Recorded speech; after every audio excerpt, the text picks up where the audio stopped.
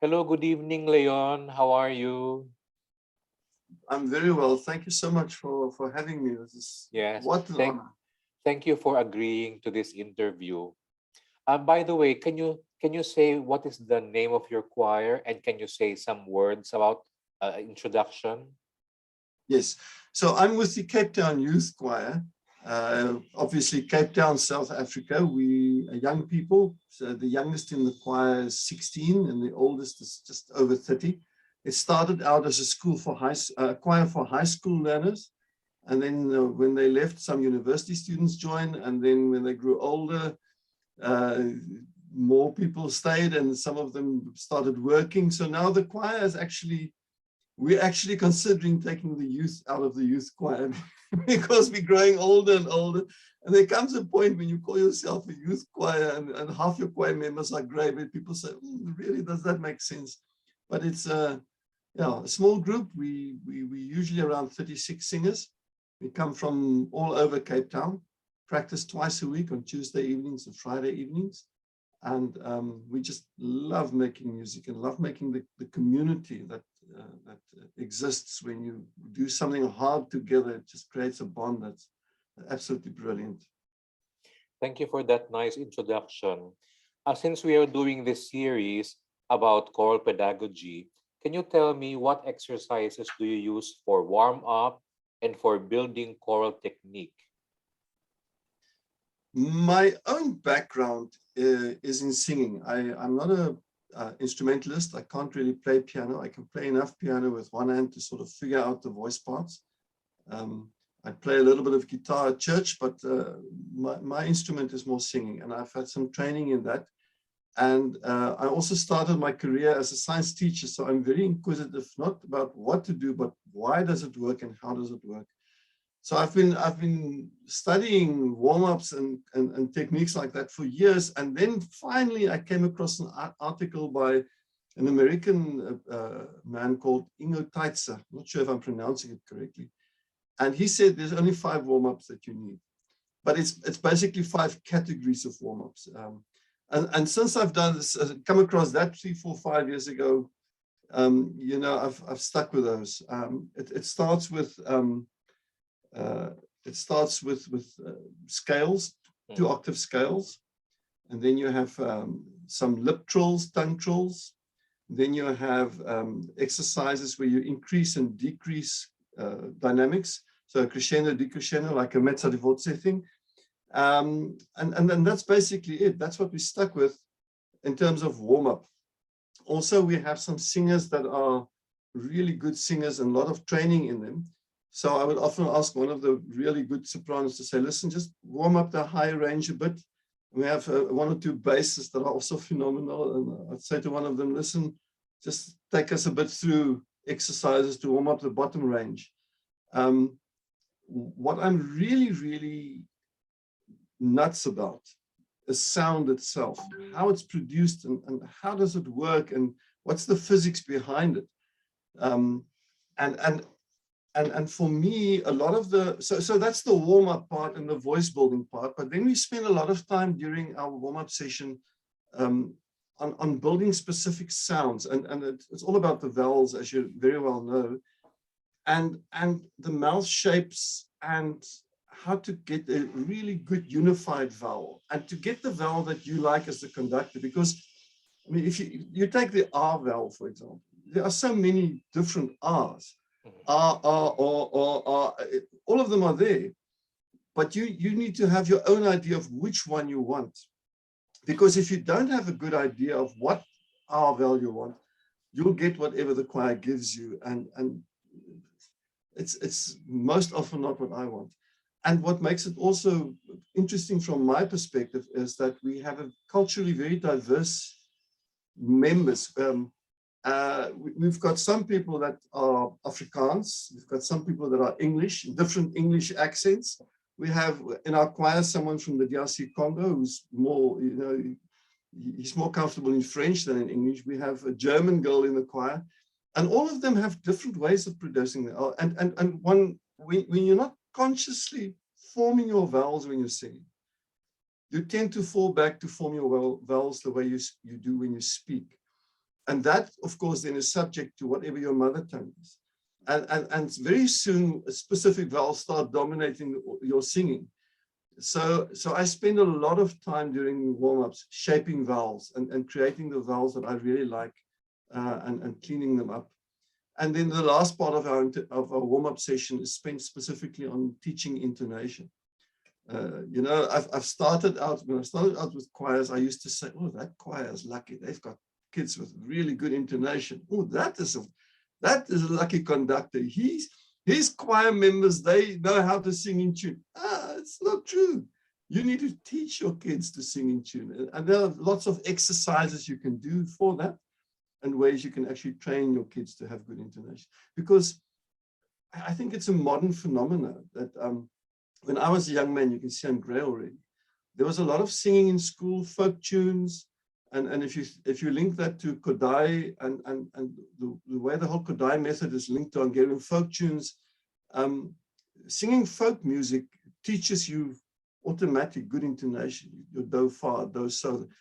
It's gone. People don't do that anymore. I mean, my own kids, they don't even know what folk songs are. They just, you know, tuned into, I don't know, if I'm going to name a pop song, I'm going to make a fool of myself because I don't know. But so whereas intonation was easier 20, 30 years ago because of just communities singing folk music, it's become far more difficult. And it's something that I believe should be taught during a choir rehearsal warm-up session. So we spent some time on that as well. I agree to everything you said, especially that unification of vowels, because that's the prime for getting a homogeneous sound. I agree. Yes, absolutely. Totally agree. How do you teach your singers to read notes? And what exercises do you give? How long do they learn a new piece? Yeah, that's a very interesting question for me. We don't actually teach our students to learn to read notes. We expect them to be able to read it when they join the choir. So we sometimes have a few students that don't, and then I tell them, listen, you're a smart young person. There's the internet, there's websites, learn some music theory once you've got some music theory under your belt. You know, and then it's a 20-year-old student. And then I'll tell to them, listen, if someone in grade 1 in school can learn music theory, I'm sure you can. So, you know, just do it. If you want to be part of the choir, make sure you have a good basic understanding of music theory up to, I don't know, Royal Schools, grade 1, grade 2, grade 3, if you can, which you can absolutely do through self-study. And then as I said, you know, most of the students, when they join us, they've come through some choir or environment where they've learned the basics of reading notes. So if they haven't done that, they are under a lot of pressure to pick it up quickly. There are brilliant and phenomenal apps. I'll just get my phone out here. Sorry, I'm ducking out there. Apps that you can download that you can actually assist you in that. There's one called, I'm just trying to find it here in front of me now. What's it called? I'm sure you've come across this app. Yeah, it's called Functional Ear Trainer. And there's another app called Ella, and quite a few apps which will assist the person in training your intonation and learning to read notes. So for us, we say, we expect you, that's something that you must bring to the table from your side. When we take a new piece, and this is amazing to me. I mean, I taught the choir, we brought a piece to them earlier this year, I think, that the choir had sung about 10 years ago, and of the choir left 10, 15 years ago, there were only 2 or 3 members left. So for 90% of the choir, it was a new piece, but they learned it 4 times faster, which tells me that a choir as an instrument also grows and their skills grow, you know, it develops, and it's just amazing to see it. But what we do now, because, you know, I think the one thing that all choir conductors all over the world, no matter what choir you have, will agree on, is that there's not enough time. There's never enough time. Yes. So what I do then is I take the music, I create voice part files. A little video file with the notes. You often see that on YouTube, you know, this is the bass part. We send them out to them. We tell the choir members, prepare your part. when you come to the rehearsal, you have to have a very good understanding of what your part is.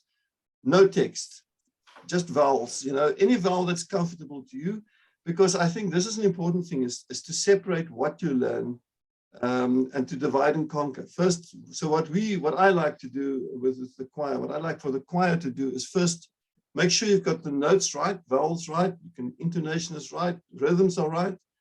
And when all that is in place, then we start adding the text, because the text is difficult, because you're dealing with language, and you're dealing with vowels that now have to fit into notes. And if the singer has to concentrate on 2, 3, 4 things to get right, he's going to slip on something. So either he's going to get the notes right and the words are going to be funny. So we give voice part files, we say, learn your notes, and they generally are good with that. And then when we get together, they find, whereas learning of one voice part was easy on a voice part file, now suddenly when you put it together, it becomes challenging. But I think it works for us, because it has shown me that the pieces which I regarded as quite difficult in the past, we can learn 3, 4 times faster that way. Yeah, that's a very efficient use of technology for learning music. Now, technology is brilliant, and it's so available. If this technology was available when I started out with choir, I think my life would have been very different. I mean, take something like WhatsApp, for example. One of my problems is that I would say to the choir, listen, I'm going to do an audition on all of you to see if you know your music. But the problem as a conductor is, where do you find the time now to audition 30, 40, or if you have a big choir, 60 kids? You can't do that. It's just not.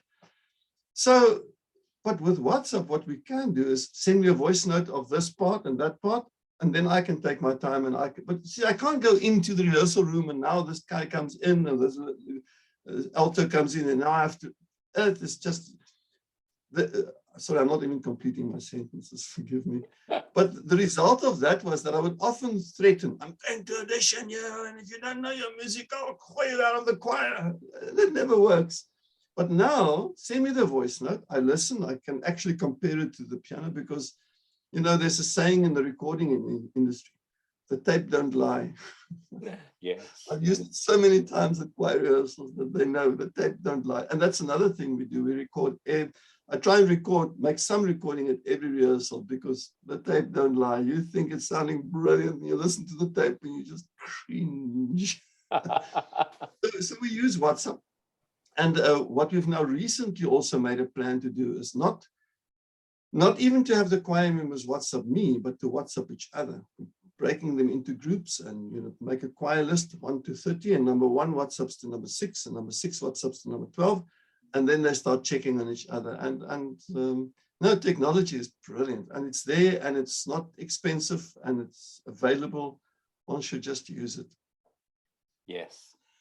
For my last question, what other important rehearsal method or teaching methods can you share with us that helps to make your rehearsal and performance successful? Yeah, I would say the most important thing to do if you want to make progress is, I've got a book here on my desk somewhere. It says measure what matters. Is to actually have a way of measuring where you're at, and then to build on that. Because if you past years, I would practice, and I think I'm making progress, but maybe I'm just like in the mud and the wheels are spinning. So what I've started doing at a point is really making a recording at every rehearsal. I hate listening to recorders of my own choir, because I'm so acutely aware of everything that's wrong, and that's not, but one has to do that. And you don't even need fancy equipment. You can record it on your phone, but we have a nice recording device, and then listen to that, and then analyze it, because you record a song, come to the end, the choir is a semitone flat. Oh, how did that happen? But if you've recorded it, I can tell you it happened in bar 25 when the altos didn't go from E to F, they went to E to F, not quite E, but somewhere between, and then it just graduated. And then the next rehearsal, I fix that one bar, or I do some intonation exercises on a fourth, and just practice the fourth. So that, I think, is an incredibly useful tool to make progress with your choir. And the second one is, there's this guy called James Clear. And one of my favorite quotes from him is, the biggest risk to productivity is always the same. It's working on the wrong thing. And if one spends your choir rehearsal just singing through a song, and now you think this was a good practice, we managed to sing through this song 12 times, was it really a good practice? So what we tend to do with pieces, especially complicated pieces, is to spend maybe 40 minutes on 2 chords in the entire song. We pick a chord and we build it, start with one voice, add the third, add the octaves, and now the chord, the 8 voices are sitting there, and then again and again. And I must tell you an incredible thing. We sing the song Gloria by Levente Jerzy, I think is the pronunciation. And we start the song, and I've listened to us, well, I've recorded it at every rehearsal, and sometimes I hear it and I'm thinking, okay, the choir's now gone flat. And then this chord comes, and they hit that chord solid, perfect. And then the choir's in tune again. And then something goes slightly wrong, there's an interval not right, and then a chord that we play, and then we're back in tune. Somehow the choir members build a memory for a chord. I should actually try this out one day. Say, listen, the chord in bar 49, just sing the chord for me from memory. I think they might even be able to sing it without getting the note from a pen.